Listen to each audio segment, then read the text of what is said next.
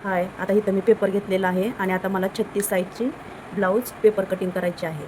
तर आता इथं तुम्हाला मी पेपर उलगडून दाखवते. ही उलट बाजू आहे आणि ही बंद बाजू.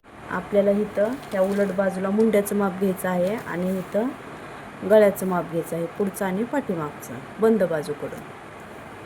आता इथं पेपर मी घेतलेला आहे, थोडंसं ह्याला मी व्यवस्थित असं करून घ्यायचं आहे. आणि आता ब्लाऊज उंची आहे 13 आणि त्याच्यामध्ये 1 इंच प्लस करायचं आहे, कारण शिलाई मार्जिनमध्ये दबली जाते म्हणून. आता इथं मी उंची घेतलेली आहे 14 इंच आणि आपली तयार होती ब्लाऊजची उंची 13 इंच. तर आता इथं रुंदी मी घेणार आहे, रुंदी आहे 9.25, रुंदी 9.25 आहे. तर ह्याच्यामध्ये आपल्याला मार्जिन घ्यायची आहे 1.5 इंच. मी तर 1.5 इंच एक्स्ट्रा घेतलेला आहे मार्जिनसाठी.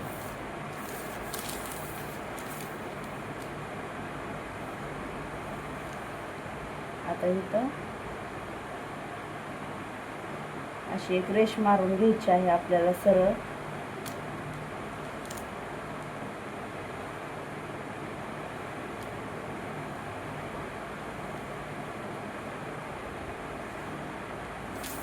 आणि आता ही एक्स्ट्राचा पेपर आपल्याला हे कट करून घ्यायचा आहे.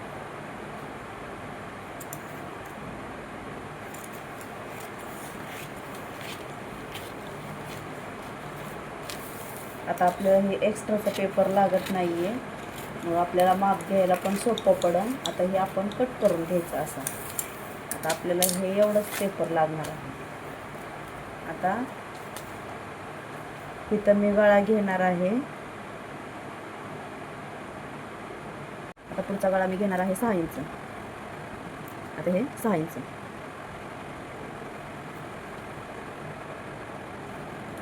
आणि रुंदी घ्यायची आहे आपल्याला 2.5 इंच. आता आपल्याला इथून सरळ रेष ओढून घ्यायची आहे. इथं पण टेप ठेवायचा म्हणजे आपलं माप चुकणार नाही. बरोबर 6 इंचवर अशी रेष मारून घ्यायची आहे आणि इथं 2.5 इंच आहे का बघायचं आहे. टेप ठेवून परत तिथं रेष ओढून घ्यायची आहे म्हणजे आपलं माप चुकणार नाही. आणि आता इथं 1 इंचावर इथं आतून गोलाकार देऊन घ्यायचा आहे. इथं असा टेप ठेवायचा आहे आपल्याला. इथं बरोबर 1 इंचावरती असा आकार देऊन घ्यायचा आहे आपल्याला. असं थोडं बाहेर आलं तरी चालेल. आणि आता शोल्डरचं माप घ्यायचं आहे आपल्याला. मी खूप सोप्या पद्धतीने सांगणार आहे. इथं शोल्डरचं माप घ्यायचं आहे 3 इंच आणि मोंडा खोली आहे आपला 5.25 इंच. इथं 5.25 इंच घेणार आहे मोंडा खोली. आता इथं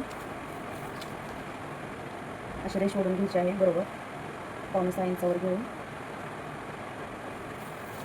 आणि आता इथं तुम्ही बघू शकता इथं मोंडा खाली घेतलेला आहे. आता या रेषेवरती 1/2 इंच इथं हाफ करायचा आहे. इथं 1/2 इंच आपल्याला असं ही तिरकस रेष ओढून घ्यायची आहे, कारण की गळा आपला असं उतरणार नाही. शोल्डर मुंड्याच्या साईडने आपल्याला 1/2 इंच कट करायचं आहे. आणि आता तुम्ही इथं बघू शकता, आता इथं मुंड्याच्या साईडला इथं फ्रंट साईडला 1 इंचावर आणि पाठीमागच्या साईडला 1.5 इंचावर असं ह्याला गोलाकार देऊन घ्यायचा आहे. थोडंसं असं बाहेर आलं तरी काही नाही, त्याला उलट फिनिशिंग मस्त येते. असं आपल्याला गोल आकार देऊन घ्यायचा आहे. आता मी पेपर फिरवून घेते. आता ही पुढचा गळा आहे त्या साईडने मी इथं आयपट्टी ब्रेशरपट्टी म्हणजेच ब्रेशरपट्टीचं माप घेणार आहे. इथं पुढचा गळा त्याच्या खालीच इथं मी इथं 3 इंच घेतलेला आहे आणि इकडं मुंड्याच्या साईडला इकडं खाली 2.5 इंच घेणार आहे. अशी टिक करून घ्यायची आपल्याला.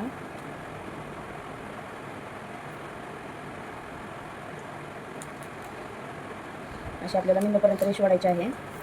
आणि आता इथं 3 इंचावर घेतलेलं आहे ते आपण इथून थोडंसं वरती 1/2 इंच इथून असं थोडंसं तिरकस असं रेष ओढून घ्यायचं आहे आपल्याला. असा आकार द्यायचा आहे म्हणजे आपली ब्रेशर पट्टी व्यवस्थित येईल. इथं 3 इंचावर घेऊन मी तर थोडंसं वरती पाव इंच घेऊन असं तिरकस निम्म्यापर्यंत थोडासा ह्याला असा आकार दिलेला आहे. आणि आता इथं कटोरी घेणार आहे 5.5 इंच. कटोरी आहे 5.5 इंच. आणि मुंड्याकडून इथं तुम्ही बघू शकता, इथं इथून आपल्याला 2.5 इंचावरती अशी टिक करायची आहे. आणि इकडं गळ्याकडून मी 1.25 इंचावरती टिक करून घेणार आहे, 1.25 इंचावर. आणि आता आपल्याला ह्याला असा आकार देऊन घ्यायचा आहे.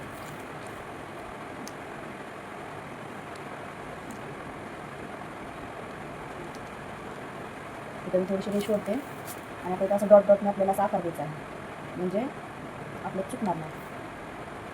असं डॉट देऊन आकार आपल्याला गोलाकार देऊन घ्यायचा आहे. तुम्ही बघू शकता असा आकार मी दिलेला आहे. आता आपल्याला हे पेपर कट करून घ्यायचं आहे. आता पेपर कट करताना आपल्याला, आता मी इकडं माझ्या साईडने इकडं असा पेपर फिरवून घेतलेला आहे. सगळ्यात अगोदर मी पुढचा गळा कट करून घेणार आहे. ते एकच घ्यायचं आहे.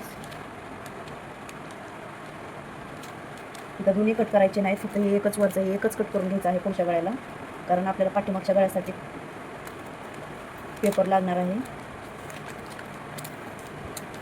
हा पुढचा गळा. आणि आता आपल्याला हे शोल्डर दोन्ही घ्यायचे आहेत असं कट करून.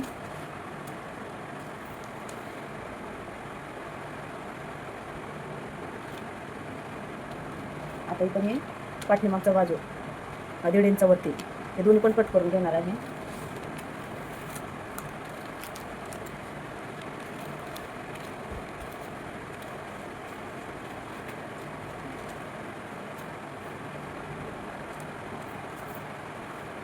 आता मी पेपर असं फिरवून घेते.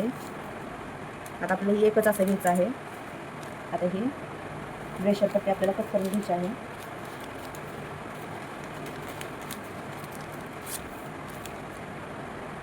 नंतर आता ही कटोरी कट करून घ्यायची आहे आपल्याला.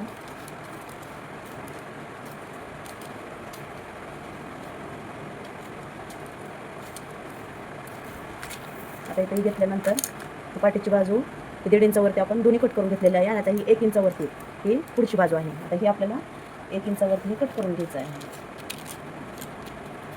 म्हणजे आपल्याला इथं कळतं पुढची आणि पाठीमागची बाजू फिनिशिंगसाठी ते कट करून घ्यायचं आहे. आता आपलं हा एक पार्ट झाला.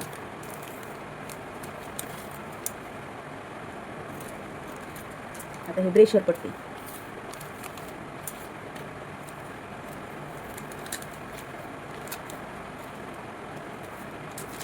हे आहे कटोरी. हे झाले आपले 3 पार्ट. आणि आता ही पाठीची बाजू आहे. तर इथं तुम्ही बघू शकता, या मुंड्याच्या साईडने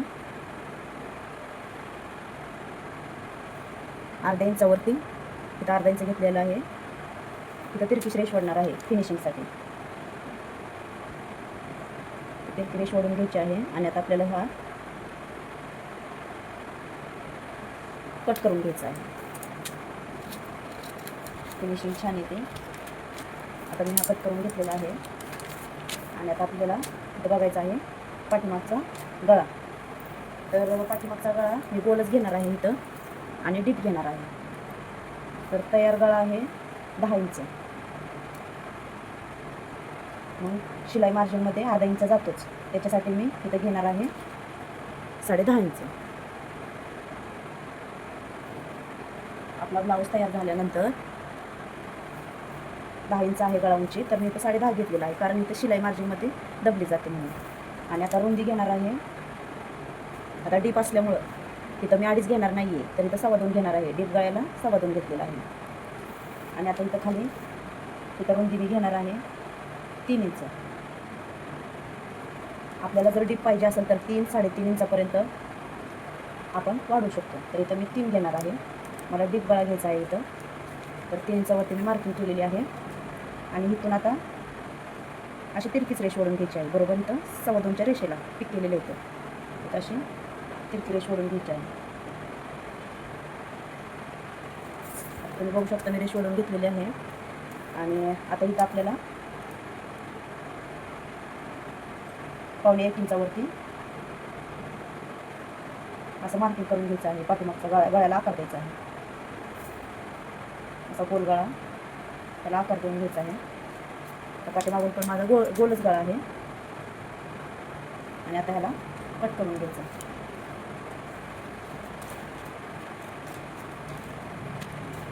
पेपर खालीच ठेवून कट करायचा, पेपर उचलायचा नाही.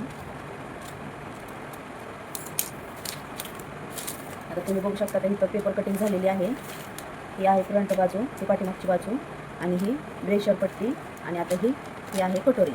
आता ही कटोरी आपल्याला वाढवून घ्यायची आहे.